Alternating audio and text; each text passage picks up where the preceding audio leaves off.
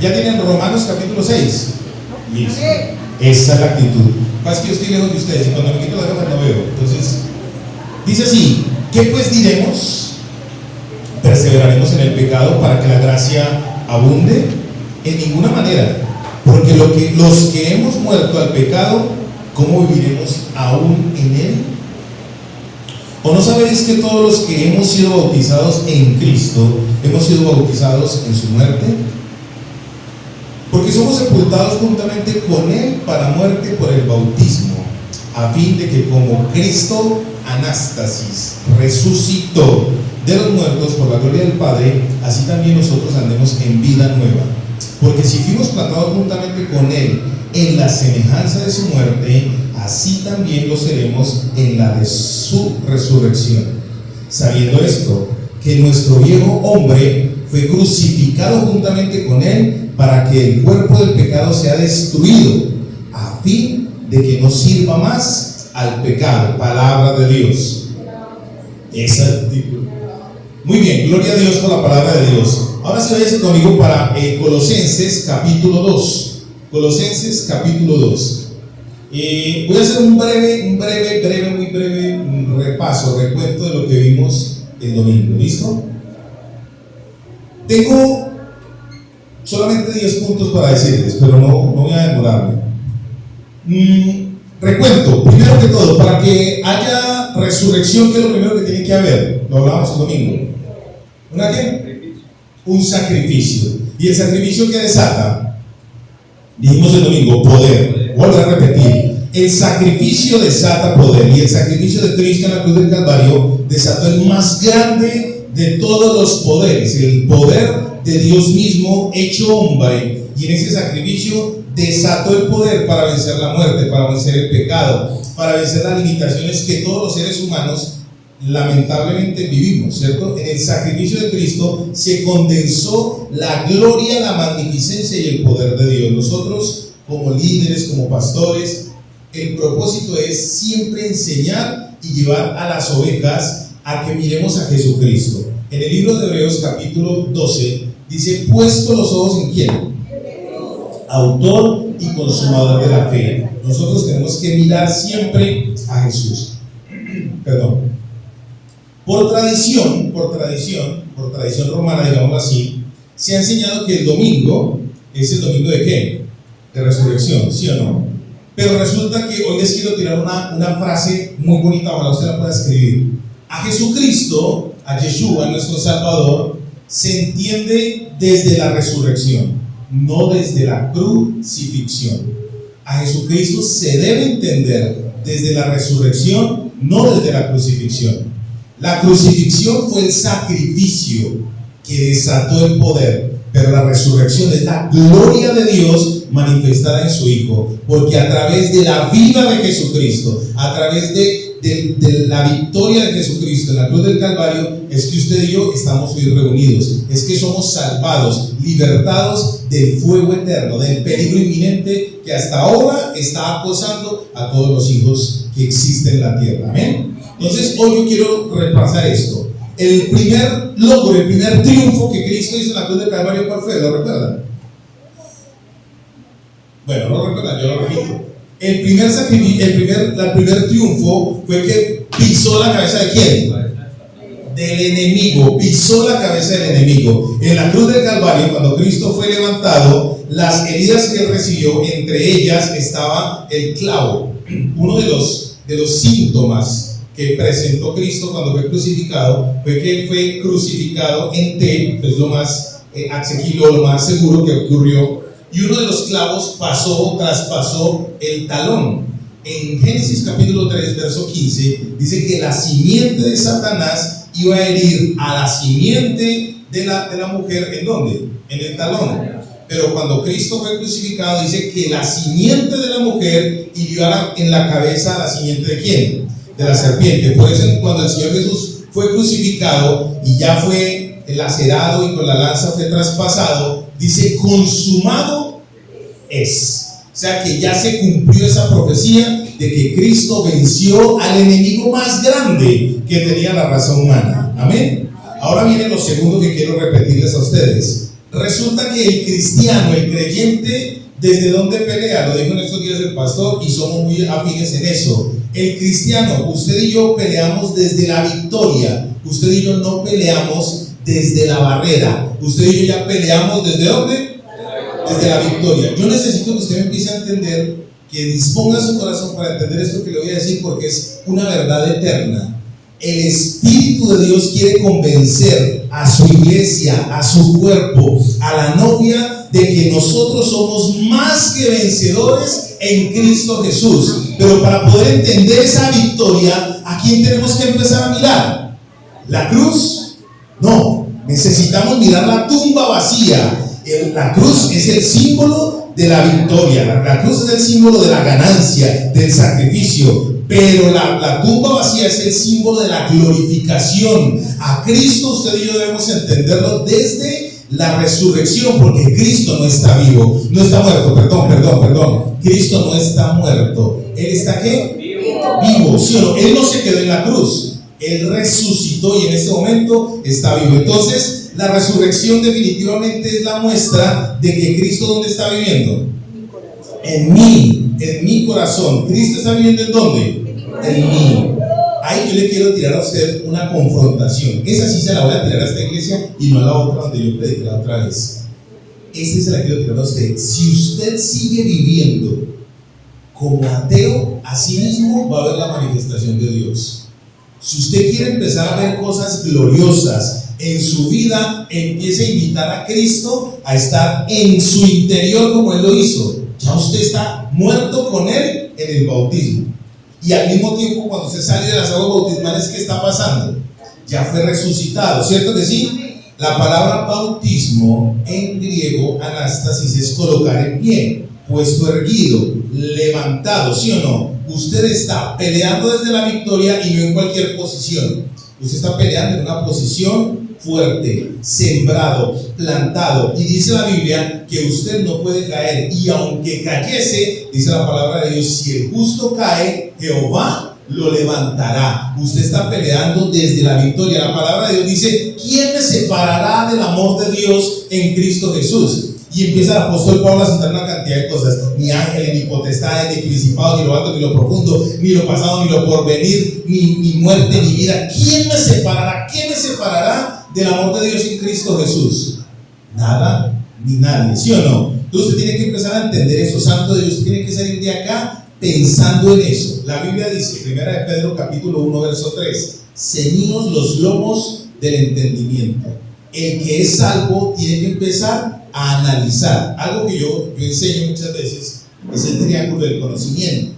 Dice el Señor en el Evangelio según San Juan: y conoceréis la verdad, y la verdad nos hará libres. En la medida que usted conozca la verdad de Dios, ¿qué va a traer a su vida? Libertad. ¿Usted quiere ser libre? Mira, hay ataduras, cadenas, cosas que usted y yo manejamos que ni siquiera sabemos. En el Salmo 51, el salmista David está diciendo: líbrame aún de los pecados. La palabra "hay pecado" es atadura, que son para mí ocultas, que no conozco. ¿Cuántas veces nosotros practicamos algo que no conocemos y estamos sanos de eso? Solamente hasta que venimos a la iglesia o hasta que nos casamos es que Dios empieza a mostrarnos a través del hermano, a través del esposo o la esposa, situaciones que estamos viviendo. Yo creía que yo era perfecto. Antes de casarme, yo decía: aparte de hermoso, tengo un carácter perfecto. Y cuando me casé, cuando me encontré con esta belleza, dije: Dios mío, ¿cómo soy de perfecto? Porque la palabra perfecto es listo para formarse. Entonces empecé a entenderlo. La resurrección es una de las doctrinas fundamentales en la vida del cristiano. El cristiano debe por esencia, inherente al conocimiento de Dios, debe entender que para poder ser victorioso necesita creer ¿en quién? En Cristo. ¿Pero cómo? ¿Vivo o crucificado? Vivo, porque Él está vivo. ¿Listo? Colosenses, usted dirá: ay pastor, pero ¿por qué tomó ese texto si pareciera que no tiene nada que ver con la resurrección? Claro que tiene mucho que ver. Escuchen bien lo que le voy a decir. Todas las doctrinas fundamentales relacionadas con Jesucristo son inherentemente plegables, o sea, inherentemente aplicables a todos los conceptos teológicos y bíblicos. Así que Cristo, ¿dónde se manifiesta? En toda la palabra de Dios, porque Cristo es la palabra hecha carne, el verbo hecho carne. Entonces, si Él está dentro de usted, Él es el que empieza ¿qué? A renovar y a transformar su mente. ¿Cuántos de los que están aquí quieren conocer diariamente a Jesús? ¿Cuántos de los que están aquí quisieran que su vida fuera una vida dinámica, viva, biológica en relación con Cristo? Entonces, este mensaje es para usted, porque usted va a salir de aquí diciendo, ya sé por qué a veces me pasa lo que me pasa. ¿Están conmigo? Listo. Triunfo de la resurrección en, y vamos a mirar algunos elementos. Colosenses capítulo 2, ¿ya lo tienen? Verso 8 dice: mirad que nadie os engañe por medio de filosofías y huecas sutilezas, según las tradiciones de los hombres y conforme a los rudimientos del mundo, y no según Cristo. Muy bien, contexto para este pasaje. El libro de Colosenses, bueno, Colosenses, Primera Tesalonicenses, Filipenses, Primera y Segunda Tesalonicenses, son libros, epístolas que fueron escritas por el apóstol Pablo para defender algo que estaba atacando la iglesia en ese momento. Y esta epístola es una epístola de defensa en cuanto a una doctrina herética. Por eso el apóstol Pablo está diciendo: miren que nadie los engañe por medio de filosofías y huecas sutilezas, según los rudimentos de los hombres, según las enseñanzas que dan los hombres. Cristo resucitado triunfó sobre las filosofías, porque resulta que la filosofía que estaba enseñando en ese momento el mundo y las doctrinas del mundo en la iglesia era que la salvación se obtenía gracias al conocimiento. Eso se llama gnosticismo. Y había un grupo de judíos que se metieron en la iglesia y empezaron a permear la iglesia de Dios, una iglesia nuevecita, una iglesia que no tenía ni 40 años, era una iglesia párvula, y se empezaron a infiltrar en la iglesia para enseñar que no solamente era el sacrificio de Cristo, sino que necesitaban circuncidarse. Pero no solamente necesitaban circuncidarse, sino que necesitaban leer el Talmud. Y el Talmud era la enseñanza que los fariseos habían reproducido para los otros judíos. Entonces querían infiltrar la iglesia para que la gente empezase a hacer ritos y cosas y separarse de la gracia de Dios. Y viene la resurrección de Cristo y triunfa sobre esas filosofías, porque en medio de esas filosofías se manifiesta el Cristo vivo, el Cristo real, y empieza a decirles a ellos: no es a través de los ritos, no es a través de la circuncisión, no es colocarse los frijolitos e irse arrodillado hasta el Señor caído de Girardota. Nosotros, los creyentes, somos súper místicos. Cuando se invita a un profeta, iglesias como la nuestra, que creemos en el movimiento del Espíritu Santo, que creemos en los dones del Espíritu Santo, se invita a un profeta y la gente se le empieza a poner al frente del profeta para que le diga el futuro. Señor, profeta, óreme. Y entonces el profeta le dice: aquí el Señor te dice tal cosa. Ay, me lo dijo. Yo les digo una cosa: si usted y yo conociéramos la profecía y el don de Dios, la palabra de ciencia, no le arrimaríamos a un profeta. Huiríamos de ahí, porque nos destaparía todo el bochinche que hay en el corazón. Todo ese desorden que hay en el corazón nos lo expondría. Pero gracias a Dios, porque el Señor Jesús triunfó sobre todos esos conceptos en la cruz del Calvario. Y como Él está vivo, Él es el que nos convence a usted y a mí y nos habla. El Espíritu de Cristo es el que nos habla a usted y a mí en el oído cuando estamos cometiendo algún error. La palabra error en griego es amartia, es pecado. Usted dirá: uy, entonces, pastor, todo lo que yo hago es pecado. Amén. Porque su condición y mi condición es de continuo hacer ¿qué? Lo malo. La Biblia dice: la necedad viene ligada, atada al corazón del muchacho. Pero gracias a Dios, dice la Biblia, gracias a Dios por Jesucristo, porque a través de Él y en Él es que el sacrificio de Él hace que nosotros seamos más que vencedores. Amén. ¿Están conmigo? Entonces, en el verso 8, la resurrección triunfa sobre todos los conceptos y filosofías que el mundo está poniendo, que se quieren infiltrar en la iglesia. De este verso podemos sacar muchos temas, pero entonces hoy por tiempo no lo podemos hacer. Pero me estoy dando a entender, santos de Dios. Listo, gloria a Dios por eso. Otro aspecto sobre lo cual, o sobre qué triunfó Cristo resucitado. En el verso 9 dice lo siguiente: porque en él habita corporalmente toda la plenitud de la deidad. En Cristo habita toda la plenitud de la deidad. Mira, una de las cosas que la doctrina herética se le estaba metiendo a la iglesia en esa época, hace 2000 años, era de que Cristo no era hombre, de que Cristo era un fantasma, de que Cristo era un sofisma, era alguien que se había aparecido, y en esa época era muy normal que la gente percibiera ese tipo de cosas.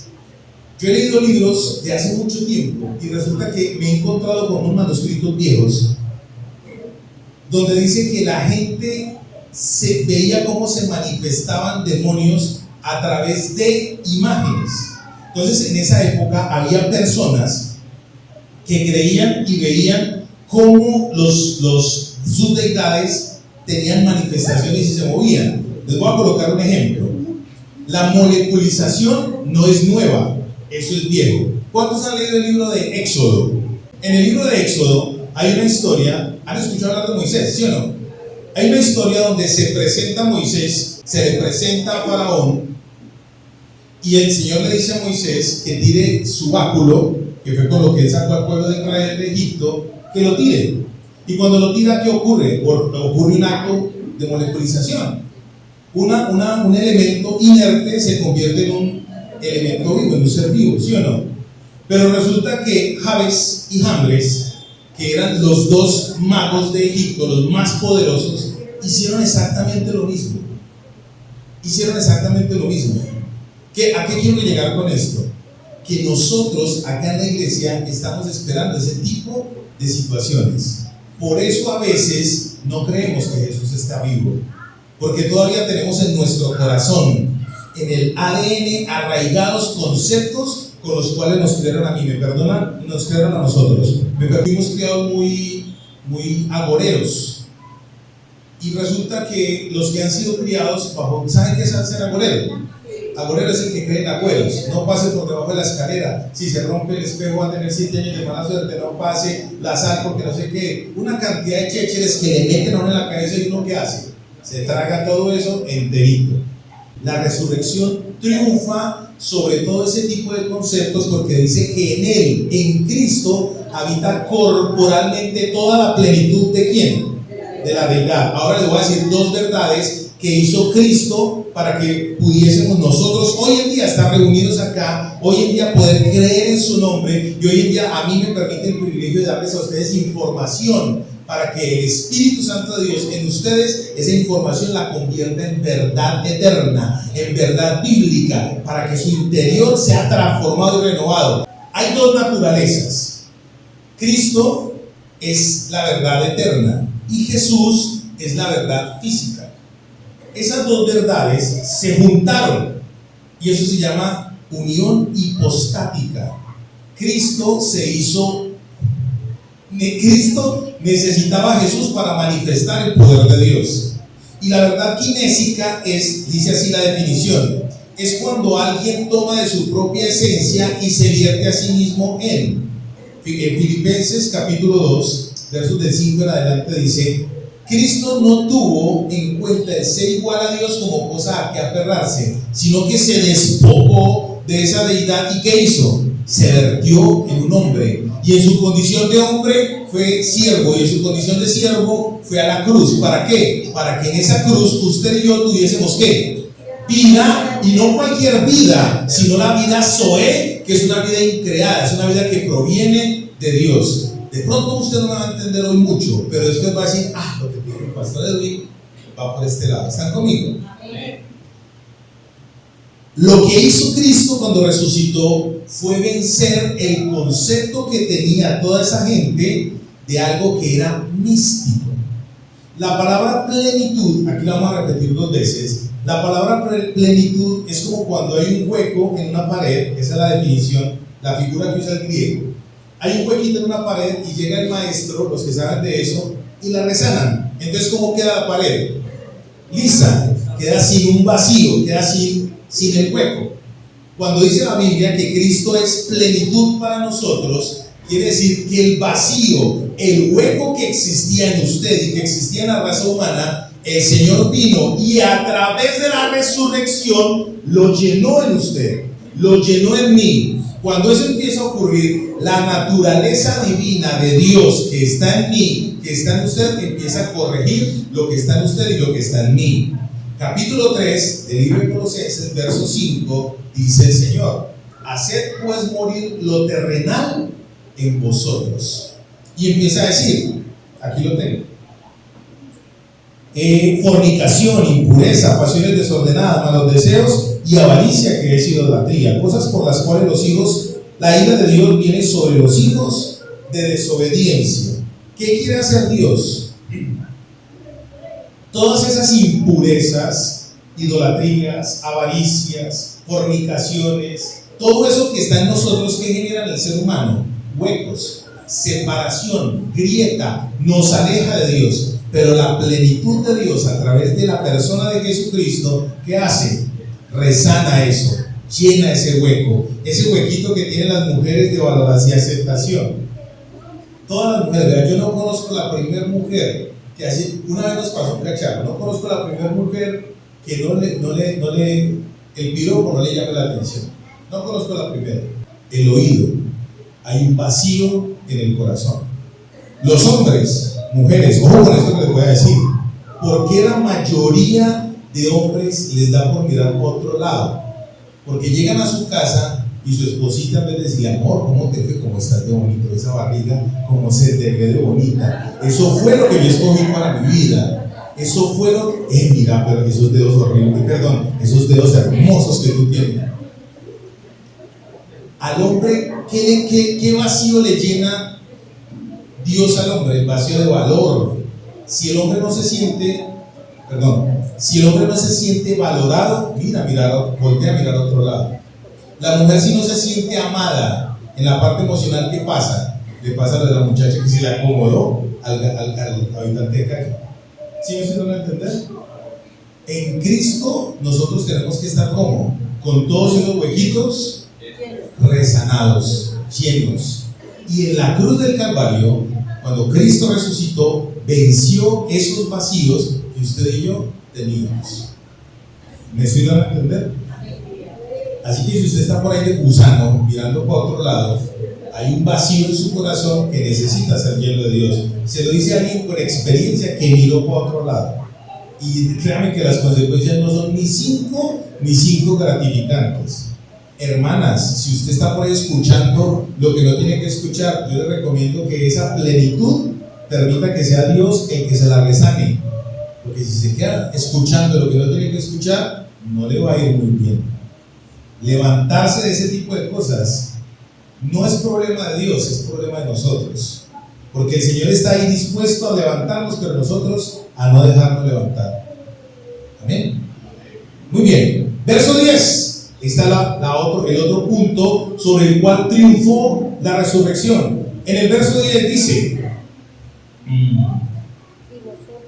y vosotros estáis completos en Él, que es la cabeza de todo principado y de toda potestad. En el verso 10 yo lo coloqué sobre la falta de plenitud. En el verso 9, Cristo es la plenitud, ¿sí o no? En la resurrección Él manifestó su plenitud. Y en el verso 10 dice que nosotros estamos como en Él, resanados en Él, completos en Él. Ustedes alguna vez han leído en el Evangelio según San Juan, creo que es en el capítulo, no recuerdo, pero cuando la pesca milagrosa, capítulo 21, cuando la pesca milagrosa, dice que sacaron las redes, cuando el Señor Jesús habló a sus discípulos, sacaron las redes y dice que las redes estaban tan llenas, pero no se reventaban. Esa es la figura que Dios usa para plenitud en Él. Sus discípulos prácticamente estaban asustados porque el Señor había muerto. Si habían vuelto atrás, dice la Biblia literalmente, Pedro había vuelto a pescar. O sea, apostató de su llamado ministerial, apostató de su llamado apostólico y volvió a pescar. En ese texto me encanta porque es la primera persona que se va a tirar al mar a nadar y se pone la ropa. Eso tiene una connotación teológica hermosa. Resulta que Pedro, cuando dijo, es el Señor, él se tiró y los otros estaban sacando la red porque estaba que se hundía, estaba hundiendo. Plenitud es una red tan llena que no se revienta, o sea, está rebosada y no se llena. Y en el verso 10 está diciendo que usted y yo estamos así en Dios. Pero ahí hay una connotación bonita. Dice, porque Cristo es la cabeza de todo principado y de toda potestad. Está otorgando este pasaje un viso acerca de conceptos demoníacos. La palabra principado en griego es arqué o arqué, ¿sí? Arqué. De ahí viene la palabra arquitecto o arquitectura. Resulta que hay unos entes espirituales que están organizando, tramando, diseñando todo un plan para cogerle la debilidad que usted y yo tenemos, esos huequitos que usted y yo tenemos en nuestra vida. Hay una serie de enemigos de la fe, lo llamamos nosotros, que están diseñando cómo hacer que usted caiga para que la plenitud de Cristo no se manifieste en usted. Y ahí viene que hacemos los creyentes que nos comportamos como ateos. Le damos toda la libertad para que esos arquitectos nos cojan la vida y nos la desordenen. Y en vez de hablar, en vez de orar, en vez de buscar al pastor, a un líder, a alguien con experiencia espiritual, nos tragamos el veneno y nos hundimos, nos consumimos. Y Dios sobre esa potestad que hizo, venció en la resurrección. ¿Cristo qué hizo? Ya venció. Por eso la Biblia dice que aunque usted haya vuelto atrás, mi querido y mi querida, el Señor vuelve y lo llama. Y no lo llama de mala manera. Eso es lo que a mí más me apasiona. Mi Señor Jesús. Mire, yo he vivido los 5 estados del evangélico. El evangélico frío, tibio, caliente, separado y reconciliado. El estado que más me ha gustado a mí de los 5 estados del evangélico es el estado reconciliado. Porque yo vi a mi Señor como dejó las otras 99 y fue por mí. Aunque yo no quería. Por fuera, no, yo sí quiero iglesia y tal. Pero por dentro nadie sabe cómo estaba este ser. Pero mi Señor dejó esas 99 y me buscó. Porque Él quiere que yo esté en Él pleno. Como esa red que está llena y como ese muro que está resanadito para que no haya huecos. No se quede callado.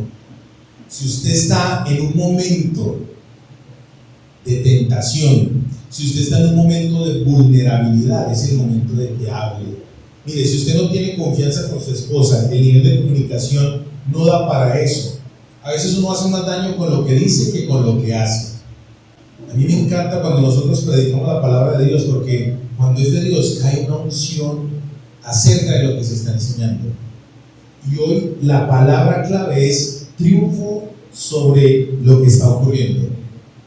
La resurrección de Cristo triunfa aún sobre esas potestades y gobernadores y agentes en el plano espiritual que quieren atacar su vida. Mire, como creyentes nosotros tenemos que ser más claros que cualquiera, que el mundo espiritual es más real que el mundo material. Dice la Biblia que todo esto que estamos viendo acá es una sombra, un pincelazo de lo que es el mundo espiritual. Amén. Verso 11 dice así: en Él también fuisteis circuncidados con circuncisión, no hecha a mano, al echar de vosotros el cuerpo pecaminoso y carnal en la circuncisión de Cristo. No, perdón. Sí, es eso. Así. Sí, es eso. Resulta que en Cristo, cuando Él vence, el triunfo de la resurrección se manifiesta en este verso cuando dice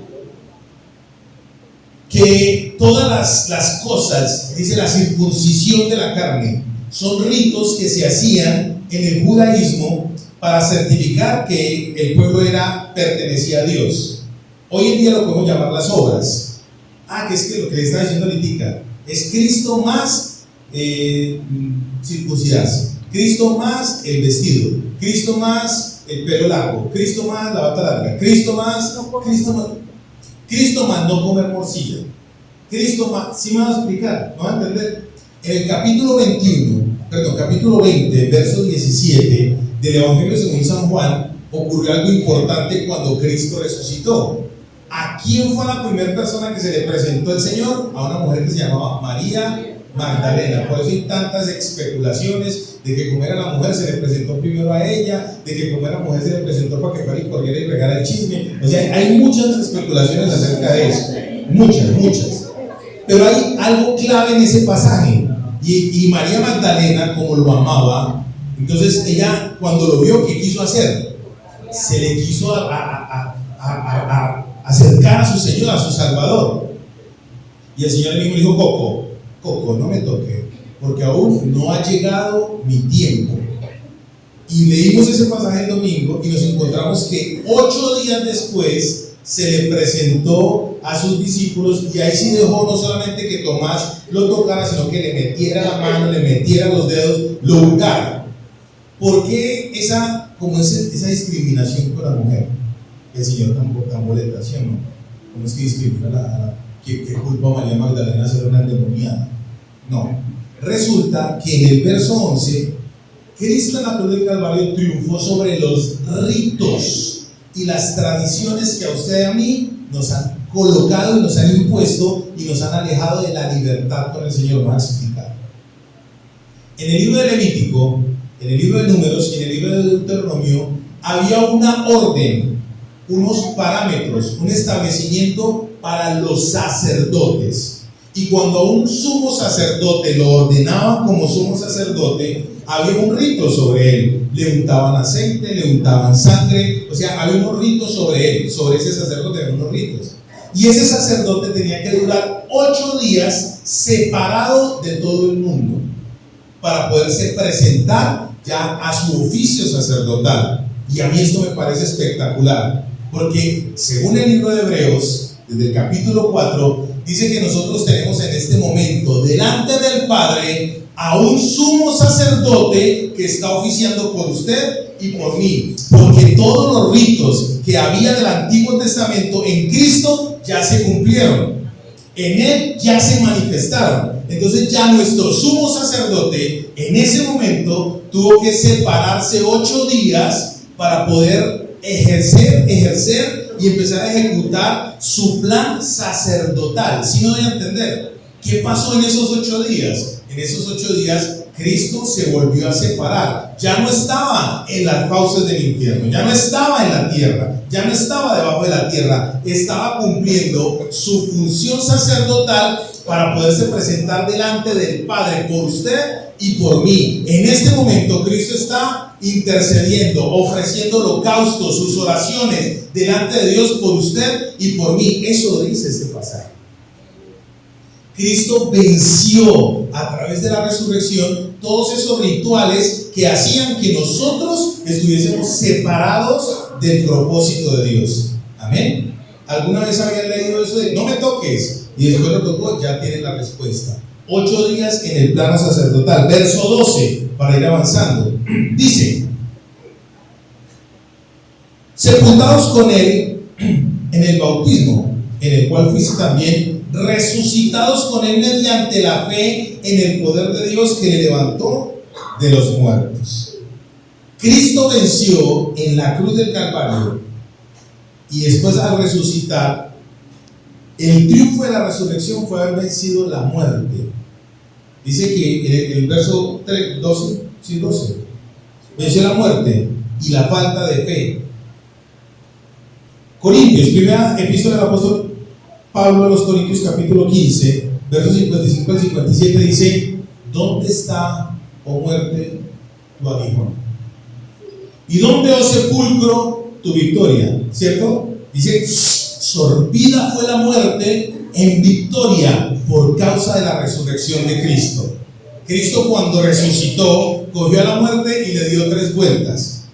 ¿Qué significa la muerte según la Biblia? Según la Biblia, muerte no es cesar de existir. Y nosotros los creyentes necesitamos esa información para poder ceñir nuestros lomos en el entendimiento. Santos de Dios, muerte no es cesar de existir. Muerte es separación.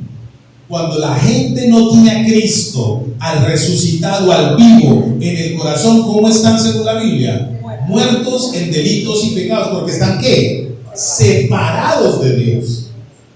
Por eso el apóstol Pablo decía que para él el morir, ¿qué era? Una ganancia, porque él estaba viviendo ¿en quién? En Cristo, porque él entendía al Cristo resucitado, no al Cristo crucificado y muerto. Él estaba entendiendo al Cristo que estaba vivo, y él decía, para mí el vivir es Cristo. Todo lo que tiene que ver con la obra de Dios, con el evangelio, con la animación a los hermanos, con la escritura de la palabra, todo lo que tenía que ver con la relación con Dios que hacía en él, le producía fervor para vivir. Y él decía, para mí el vivir es Cristo y el morir es ganancia. ¿Por qué nosotros los cristianos aún le tenemos miedo a la muerte? Porque estamos muy aferrados a la tierra. Estamos muy aferrados a lo natural. Todavía no creemos que Cristo dio su vida en la cruz del Calvario por mí. Y en ese mismo pasaje que acabamos de leer en el verso 12 dice que la muerte, perdónenme, lo vale. Sepultados con él en el bautismo, en el cual fuiste también resucitados en él mediante la fe. Nosotros todavía le tenemos miedo a la muerte porque nuestra fe es una fe prestada, no es una fe propia. Aún nosotros anhelamos cosas que otro vivió. Cristo, para poderse manifestar en usted, tiene que tener una relación con usted, lo repito, viva, dinámica, biológica. El que lo saborea es el que lo entiende. Si usted no tiene una relación con Cristo, si usted no tiene una relación con Dios, si usted no saborea el poder de Dios, si usted no saborea la vida de Cristo, no va a entender qué es la vida de Cristo. Amén. Hay tres tipos de vida. Voy a terminar con esto porque el tiempo no lo dio. Tres tipos de vida según la Biblia. Está la vida biológica. Está la vida psique, psicológica, y está la vida zoe. Los tres tipos de vida se manifiestan en la Biblia. Les voy a colocar el ejemplo. En el Evangelio según San Juan, cuando dice el Señor que el enemigo vino a matar, robar y destruir, pero yo he venido a darles vida, y vida ¿qué? Abundante. Esa vida que escribe ahí el apóstol Juan es vida zoe, con Z, que es una vida increada. Esa vida es la que Dios nos dio a usted y a mí, es una vida abundante. Pero los cristianos, ¿por qué no tenemos una vida abundante? Porque todavía estamos aferrados a la vida psique, que fue quien tomó a Adán la decisión de seguir en esa vida. La vida de la mente, de lo natural, de lo racional. Cuando Satanás lo tentó, Adán tomó la decisión de meterle psique, psicología, lógica a lo que estaba viviendo en ese momento, y tomó la decisión de no tomar la vida eterna que Dios le había dado, sino que tomó la decisión de tomar la vida natural, almática de la psicología. Los cristianos aún tenemos miedo a la muerte, aún no hemos saboreado el poder de la vida de Cristo en nosotros, porque todavía estamos aferrados a lo lógico. Y les voy a colocar el último ejemplo. Cuando usted y yo estamos pasando por una necesidad, ¿a quién vamos? ¿Nos venimos a torcerle el brazo a Dios aquí en ayuno y oración? ¿O nos vamos con el pagadiario? Pero ¿a dónde va usted cuando usted está en una situación difícil, una situación apretante, mesurante? ¿Va a relacionarse con Cristo? ¿O va a relacionarse con el pagadiario? ¿Con su mamá, con su papá, con su amigo que le puede prestar plata? Y así es en todo, santos de Dios. Yo oro a Dios para que usted el día de hoy entienda esto. A Cristo se entiende ¿desde dónde? Desde la resurrección, desde la vida, porque Él está ¿en dónde? En nosotros. Y Él quiere que la naturaleza divina que está en nosotros se encargue todos los días de matar ese Adán, ese viejo hombre que nos viciado, que nos quiere limitar a usted y a mí. Mire, ser cristiano es muy apasionante. Es tan apasionante que usted, es una vida emocionante, es una vida, ¿cómo se dice cuando es muy extrema? Lo lleva a usted en todo momento a los límites. ¿A usted no le ha pasado eso? A mí me encanta ser cristiano porque yo en todas partes evangelizo. Yo soy de los que me paran en el vagón del metro a evangelizar. Así no me escuchen, ¿qué le hace? Uno tira la palabra. Cuando yo estoy hablando con la gente, yo a todo el mundo le hablo del evangelio. A todo el mundo, mi esposa es testigo. Otro de los triunfos de la resurrección está en el verso 12, ya para terminar, mediante la fe. ¿Cómo sabe usted que es salvo? Dice la Biblia, por gracia sois salvos. ¿Y esto es por qué? Por fe. Pero resulta que la fe que salva, la fe salvífica, no es suya. Dicen, es un don de Dios. ¿Por qué a veces usted no se siente salvo? Porque no se está relacionando con el dador de la fe. ¿Por qué a veces usted le da miedo a la muerte? Porque no se está relacionando con el dador de la vida, con el que está vivo. ¿Están conmigo? Y entonces dice Romanos capítulo 6, verso 6, aún seguimos siendo siervos del pecado. El que sabe hacer lo bueno y no lo hace, le es contado por pecado. Y si usted ya tiene información de Dios, le voy a dar una excelente noticia. Usted tiene que salir de este lugar revestido del poder de Dios, porque Dios está interesado en que usted lo conozca. Y en la medida que usted lo conozca, va a tener libertad. Y en la medida que usted tenga libertad, ¿qué va a hacer con su vida? Va a ser una vida abundante. Amén. Amén. Amén. Amén. Prosperidad. La palabra prosperidad no es solamente tener riqueza. Según la Biblia, prosperar es avanzar. El solo hecho de que usted avance, el solo hecho de que usted crezca, según la Biblia, ya usted es un hombre o una mujer próspero y bendecido. Amén. Les queda viendo los otros puntos, pero usted en su casa los va a leer. Piense ahí. Les voy a dar una píldora rápida de estudio bíblico. En ese mismo pasaje de Colosenses, que nos quedamos en el verso 12, sobre qué triunfó Cristo cuando resucitó en esos pasajes. En el verso 13, triunfó sobre el pecado. En el verso 14, triunfó sobre la culpa y la condenación. En el verso 15, triunfó sobre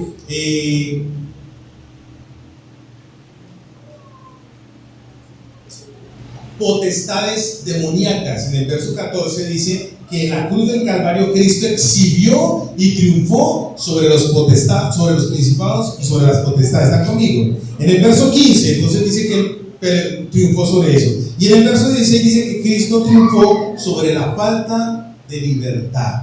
Santos de Dios, si quieren que conozcamos más de esto, nos dicen y sacamos un rato. Hablar del Señor, predicar al Señor es nuestra pasión y ojalá se convierta también a ustedes. Amén. Vamos a orar a Dios. Padre, yo te doy gracias, Dios.